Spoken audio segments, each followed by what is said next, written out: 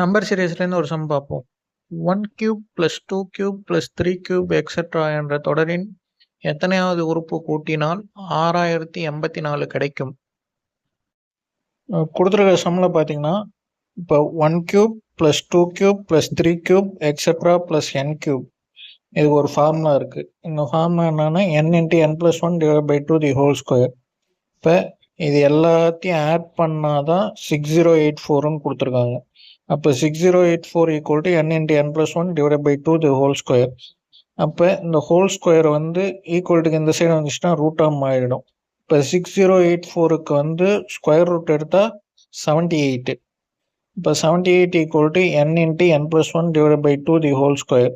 இந்த 2 இங்கே போச்சுன்னா மல்டிபிள் ஆகும். அப்போ 78 into 2 156 equal to n into n plus 1. இப்போ எந்த அடுத்தடுத்த நம்பர் மல்டிப்ளை பண்ணால் 156னா 12 இன்ட்டு 13. அப்போ என்னோட வேல்யூ 12.